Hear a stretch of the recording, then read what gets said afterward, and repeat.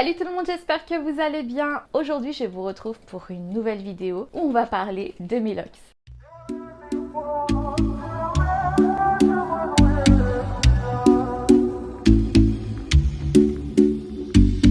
Je ne vous ai pas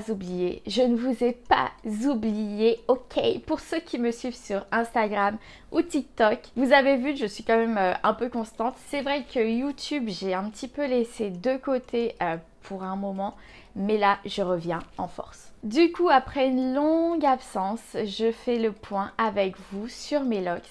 Ça fait bientôt 4 ans que je les ai. Vous avez suivi que, bon, au début, j'étais blonde. Là, j'ai fait une nouvelle couleur pour les fêtes.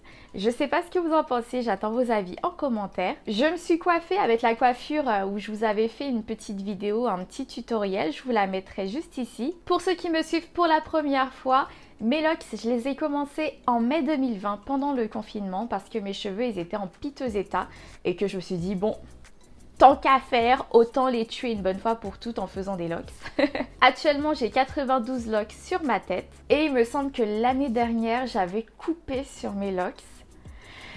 L'erreur que j'ai faite et que je regrette aujourd'hui parce que je suis sûre que mes locks, elles auraient été encore plus longues que ça. Là, bon, vous n'allez pas voir la longueur, je vais vous mettre une petite vidéo de la longueur qu'elles ont actuellement.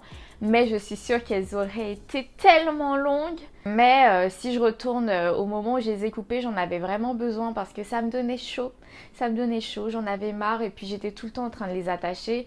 Et c'est vrai qu'on me dit, mais pourquoi tu lâches pas tes locks? Pourquoi tu les lâches pas? Mais les locks, faut savoir que... Désolée, hein, mais au bout d'un moment, c'est lourd.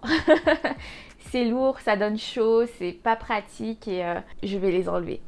Oui, je sais. Mais j'ai envie de retrouver mes cheveux, j'ai envie de les brosser, j'ai envie de faire des soins, des masques. Enfin, là, j'ai une période où franchement, mes locks, j'en ai carrément pas pris soin, mais du tout. C'était le cadet de mes soucis.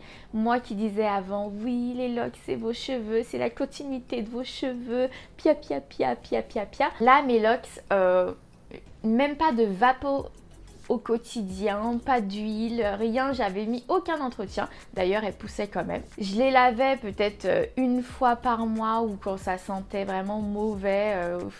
J'ai eu une flemme, j'ai eu une espèce de flemme par rapport à mes locks. Par contre, j'étais toujours bien coiffée, donc oui, par rapport à ça, je ne laissais pas ma tête partir en chipong-tong non plus. Mais quand je me coiffais, c'est là où je profitais justement pour mettre du beurre de karité, des huiles, un petit peu de vapeau. Mais sinon, au quotidien, une fois que j'étais coiffée, d'ailleurs là, là je suis coiffée, je me suis coiffée peut-être il y a 2 semaines de ça. Depuis, je n'ai pas mis d'huile, je n'ai pas vaporisé, je les laisse telles quelles. Et c'est indigne de moi. Non mais est-ce que je suis la seule à avoir cette flemme? Du coup, pour ceux qui me suivent, comme vous pourrez le constater et comme je l'ai dit tout à l'heure, j'ai fait une couleur pour les fêtes.